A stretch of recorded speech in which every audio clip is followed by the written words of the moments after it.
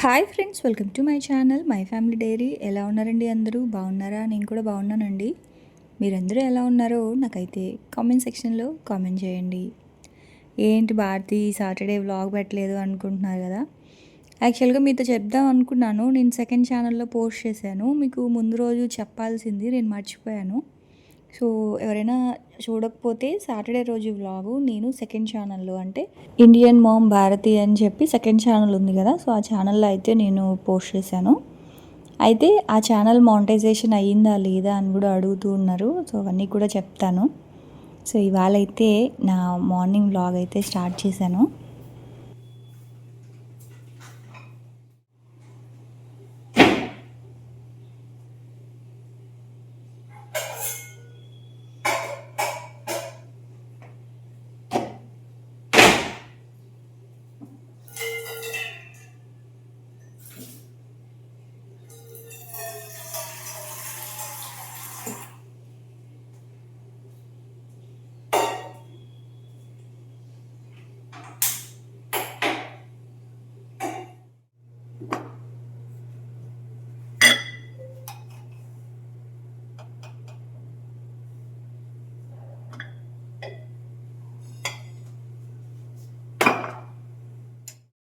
ఇంకా first tea అయితే పెట్టేస్తూ ఉన్నాను. ఎప్పుడు ఉదయం లేచిన వెంటనే చేసే పని అదే అనమాట. టీ అది అంటే ఆ డికాషన్ మరిగే లోపల రైస్ పెట్టేశాక పాలు, ఎప్పుడు ఇది మాత్రం రొటీన్. హాఫ్ ప్యాకెట్ పెడితే 3 కప్స్ వస్తాయి. ఇది వరకు 2 కప్పులు నేనే తాగేదాన్ని. ఇప్పుడు మామయ్యకు 1 కప్పు, నాకు మా వారికి కరెక్ట్గా 3 కప్స్ వస్తాయి. ఇంక ఇడ్లీ పెట్టేస్తూ ఉన్నాను ఫస్ట్. అది ఉడుకుతూ ఉంటుంది కదా. ఇవాళ పల్లి చట్నీ కాదు, బొంబాయి చట్నీ అయితే చేస్తున్నాను. అయితే అడిగారు కదా సెకండ్ ఛానల్ మానిటైజేషన్ అయ్యిందా లేదా అని. సో నేను మీకు చెప్పడం అయితే మర్చిపోయానండి. మొన్న ఎవరో కామెంట్లో అడిగారు. సో వాళ్ళు అడిగిన తర్వాత నాకు గుర్తొచ్చింది, మానిటైజేషన్ అయితే అయిపోయిందండి సెకండ్ ఛానల్ కూడా. సో అందుకే ఇంకా అంటే ఎందుకు ఛానల్ని వేస్ట్ చేసుకోవడం అని చెప్పేసి అందులో కూడా వీడియోస్ పెడుతున్నాను. ఇందులో అంటే రెండిట్లో పెట్టేసే అంత ఇదైతే నాకు లేదు. అందుకే ఇందులో పెట్టకుండా అందులో పెడుతున్నాను. సో దాంట్లో ఏంటి అంటే అట్లీస్ట్ వారానికి 2 వీడియోస్ అయినా పెడదాంలే అన్నట్లుగాన ఈ ఛానల్లో పెట్టకుండా ఆ ఛానల్లో పెడుతున్నాను. అంతేగాని 2 ఛానల్స్లో వీడియోస్ పెట్టాలి అంటే మాత్రం చాలా కష్టము, అది డైలీ పెట్టాలి అంటే. సో నేనేమనుకుంటున్నాను అంటే మీకు లాస్ట్ మంత్ కూడా చెప్పినట్లున్నాను కదా. సో ఇప్పుడు ఆ ఛానల్ కూడా మానిటైజేషన్ అయ్యింది కాబట్టి ఇక మీదటి నుంచి నేను ఇందులో ఒక వ్లాగు, అందులో ఒక వ్లాగు కంటిన్యూగా పెడతానండి. ఇందులో కన్ఫ్యూజన్ అయితే ఏమీ లేదు. లాస్ట్ మంత్ కొంచెం మిమ్మల్ని కన్ఫ్యూజ్ చేశాను. సో అట్లా ఏం లేదు. ఇప్పుడు అది కూడా మానిటైజేషన్ అయ్యింది కాబట్టి సో ఇందులో ఒకటి అందులో ఒకటి పెడదాం అనుకుంటున్నాను.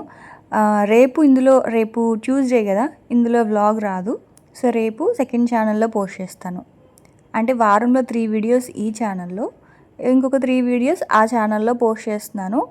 సో ఎవరైనా ఇంకా ఆ ఛానల్ సబ్స్క్రైబ్ చేసుకోకపోతే ప్లీజ్ సబ్స్క్రైబ్ చేసుకోండి. Indian mom Bharati second channel. So మీరు సబ్స్క్రైబ్ చేసుకొని నన్ను సపోర్ట్ చేస్తారనే అనుకుంటున్నాను. ఈ ఛానల్లో మన వాళ్ళు చాలామంది, దాదాపు మనకి ఇప్పుడు 60,000 మెంబర్స్ వరకు ఉన్నారు కదా. అందులో కనీసం ఇంకా 5,000 కూడా అవ్వలేదు. లింక్ షేర్ చేద్దామనే ఉంది, కాకపోతే లింక్స్ షేర్ చేయకూడదు అని చెప్పేసి ఇంకా ఇవ్వలేకపోతున్నాను. అది నా సొంత ఛానల్ లింక్ అయినా సరే ఇవ్వలేకపోతున్నాను. సో ప్లీజ్ ఒకసారి యూట్యూబ్లో సెర్చ్ చేయండి. ఆ తర్వాత మీకు ఆ ఛానల్ కనిపిస్తుంది. సో ఖచ్చితంగా చూసిన వాళ్ళందరూ కూడా సబ్స్క్రైబ్ చేసుకుంటారని అనుకుంటున్నాను. మీ సపోర్ట్ ఇస్తారని అనుకుంటున్నాను.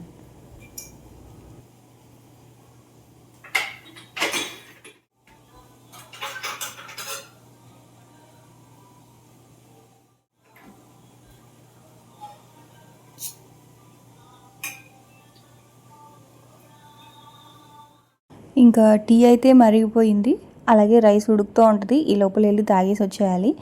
ఆ తర్వాత ఇంకా బొంబాయి చట్నీ చేసి మష్రూమ్ ఫ్రైడ్ రైస్ అయితే చేస్తాను.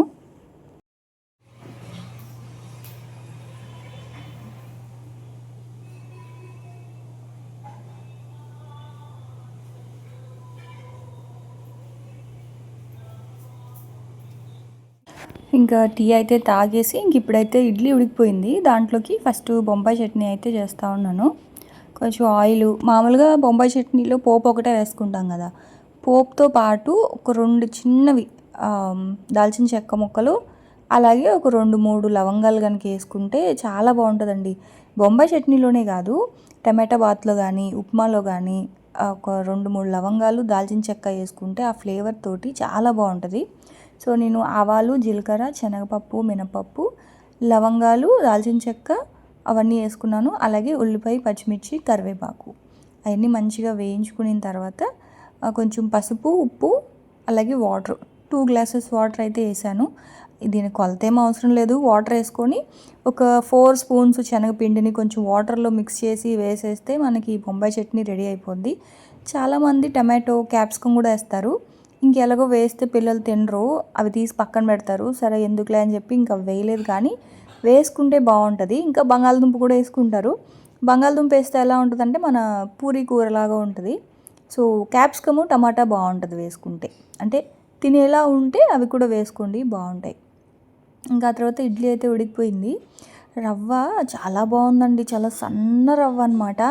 నేను షాప్లో తెప్పించాను. ఈ మధ్య అంతా కూడా పిండి ఇడ్లీయే కదా, సో పిండి ఇడ్లీ తిని బోర్ కొట్టిందని చెప్పేసి ఇంక నేను ఈ ఇడ్లీతో అదే రవ్వ, సన్న రవ్వతోటి చేశాను అనమాట. అంటే అది బోర్ కొట్టినప్పుడు ఇది బోర్ కొట్టినప్పుడు అది. కానీ రవ్వ మాత్రం చాలా బాగుంది. రాజమండ్రిలో దొరికేది అలాగా రవ్వ, మళ్ళీ ఇక్కడ కూడా దొరుకుతుంది. నేను ఈ మధ్యలో పట్టించుకునేదాన్ని ఒక 2-3 టైమ్స్ నేను పట్టించుకున్నాను. నాకు సన్న రవ్వ కావాలి అని చెప్పి. సన్న రవ్వతో మాత్రం ఇడ్లీ సూపర్ అంటే సూపర్, అసలు ఎంత బాగుంటుందో. ఆ తర్వాత ఇంకా ఫస్ట్ అయితే పిల్లలకి ఇడ్లీ పెట్టేశాను. ఆ తర్వాత ఇంకా ఇక్కడ ఇవన్నీ కట్ చేసుకుంటా ఉన్నాను. క్యాబేజు, క్యారెట్, ఆనియను, ఒక 2 పచ్చిమిర్చి, అలాగే ఒక మష్రూమ్ ఒక ప్యాకెట్ తీసుకున్నాను. ఫస్ట్ అయితే వాటిని వాటర్లో మంచిగా కడిగేసాను ఉప్పు నీళ్ళలో.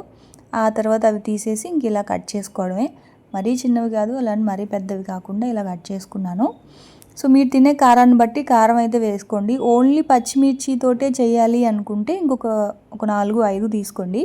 నేను కొంచెం మిరియాల పొడి, కారము అవి కూడా వేస్తాను కాబట్టి ఒక 3 పచ్చిమిరపకాయలు అయితే తీసుకున్నాను, అంటే కారాన్ని బట్టి. ఇంకా తెలుసు కదా, ఎప్పుడు ఫ్రైడ్ రైస్ అంటే కొంచెం వెడల్పాటి కడాయి తీసుకొని అందులో ఒక 3 స్పూన్స్ ఆయిల్ బాగా వేడెక్కిన తర్వాత వేసుకోండి పచ్చిమిర్చి. ఆ తర్వాత ఒక 10 వెల్లుల్లి రెబ్బలు దంచుకొని వేసుకున్నాను, అలాగే కరివేపాకు. ఇవన్నీ బాగా వేగాలన్నమాట నూనెలో. మనకి కడాయి ఎంత వేడిగా ఉంటే ఫ్రైడ్ రైస్ అనేది అంత బాగా వస్తుంది. ఎందుకంటే ఆ వేసిన వెంటనే ఆ సుయ్యి అని వస్తుంది కదా ఆ సౌండ్, సో అలా రావాలన్నమాట. అప్పుడు ఏంటి అంటే ఫ్రైడ్ రైస్ కూడా బాగా వేగుతుంది, ఇంకా మంచి ఫ్లేవర్ వస్తుంది. సో అందుకే ఎప్పుడు ఫ్రైడ్ రైస్ మాత్రం హై ఫ్లేమ్లోనే చేయాలి.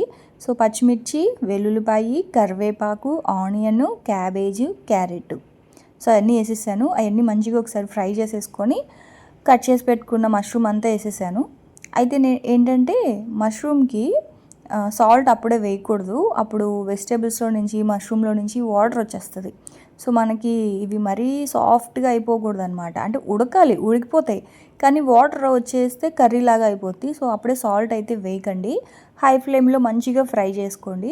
వీడియో తీస్తున్నప్పుడే పవర్ కటింగ్స్ ఉంటాయి, సో పవర్ అయితే పోయింది.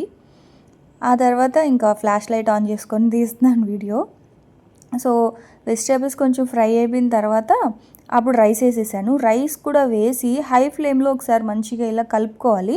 ఇలా ఒకసారి మంచిగా కలుపుకున్న తర్వాత అప్పుడు మనకు కావాల్సిన స్పైసెస్ అన్నీ వేసుకోవాలి. మీకు అంటే పిల్లలు కారం అస్సలు తినరు, ప్లెయిన్గా ఉండాలి అనుకుంటే ఇందాక పచ్చిమిర్చి వేసాం కదా, లాస్ట్లో కొంచెం మిరియాల పొడి, కొంచెం సోయా సాస్ వేసేసి ఫ్రై చేసేస్తే సరిపోతుంది. అలా కాకుండా అది చైనీస్ ఫ్రైడ్ రైస్ అనమాట. కొంచెం ఆ స్పైసీ ఎక్కువ తినేవాళ్ళు ఏంటి అంటే కొంచెం కారము, అంటే ఒక 1/2 స్పూన్ అలా కారము, కొంచెం ధనియాల పొడి, ఒక చిటికెడు గరం మసాలా వేసుకుంటే ఇంకొకలా ఉంటుంది ఫ్రైడ్ రైస్. సో మీ ఇష్టము. రెస్టారెంట్లో అయితే వైట్గా ఉంటుంది కదా, సో అలా కావాలి అనుకున్నప్పుడు ఏంటంటే స్పైసెస్ వేయకుండా ఓన్లీ మిరియాల పొడి మాత్రమే, ఉప్పు, మిరియాల పొడి, కొంచెం సోయా సాస్ వేస్తే అలాగొస్తుంది. కానీ మా పిల్లలకి ఇలా ఇష్టం అనమాట, ప్లెయిన్గా, అంటే కొంచెం వాళ్ళు స్పైసీగానే తింటారు, మా వారు కానీ పిల్లలు కానీ. సో అందుకని చెప్పేసి ఇంక ఇలా అయితే చేశాను. వేడిగా తింటే చాలా బాగుంటుంది, కానీ ఏం చేస్తామండి, తప్పదు, వాళ్ళు తినే టైంకి అది చల్లారైపోతుంది. ఆ తర్వాత ఇంకేమేమి పెట్టానంటే ఒక యాపిల్ కట్ చేసి పెట్టాను. ఆ తర్వాత ఇవి ఉంటాయి కదా ఖర్జూరం, సో ఖర్జూరం ఉంటే అవి కూడా పెట్టాను. ఇది వచ్చేసి ముందు రోజు చేశానమాట పీనట్ బటరు. సో ఆయిల్ వేయలేదు. సో ఆయిల్ కనుక వేస్తుంటే ఆ పీనట్ బటర్ అనేది కొంచెం కొంచెం జారుగా ఉండేది. సో ఇందులో వేయలేదు, నేను ఆయిల్ వేయలేదు. సో దానివల్ల ఏంటంటే కొంచెం ఇలా గట్టిగా ఉందన్నమాట. సో దాన్నే అలా మంచిగా ఇలా పెట్టేసి ఆ బ్రెడ్ మీద పెట్టేశాను. ఇదేంటి అంటే మనకి అంటే ఈవినింగ్ వరకు ఉండాలి కదా ఏదో ఒకటి అన్నట్లుగా. యాక్చువల్గా పీనట్ బటర్ బాగా చేస్తాను, ఎందుకో ఈసారి అలా అయింది. చిన్న ఎక్స్పెరిమెంట్ చేశాను. సో దానివల్ల అలా అయిపోయిందనమాట. ఇంక ఇది వచ్చేసి బ్రౌన్ బ్రెడ్ బ్లింకిట్లో దొరికింది. అమ్మయ్య అనిపించింది. మామూలుగా అయితే అసలు దొరకట్లేదు మామూలు షాప్స్లో, బ్లింకిట్లో ఉంది ఎలాగో, అందుకని చెప్పి ఇంక అందులోనే పెట్టేశాను అనమాట. సో ఇంక ఇది 10 o'clock బ్రేక్ ఒకటి, ఈవినింగ్ 2కో 3కో ఒక బ్రేక్ వస్తుంది అప్పుడు, ఆ తర్వాత ఈవినింగ్ బ్రేక్ ఒకటి. సో అలా అన్నీ పెట్టేశాను అనమాట. మా వాడైతే నీళ్లు పడడానికి కుస్తీలు పడతా ఉన్నాడు.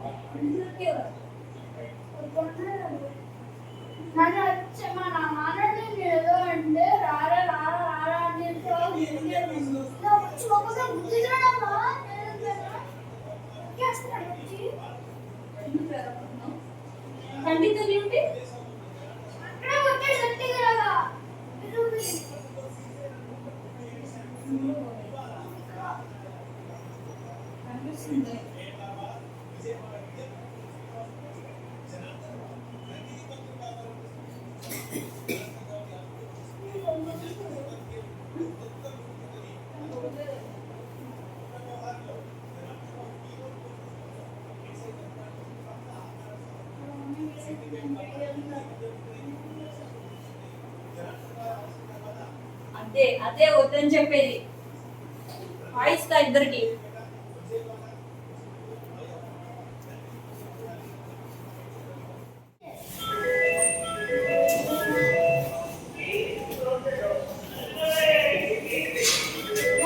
బాయ్ బాయ్ బాయ్ మా.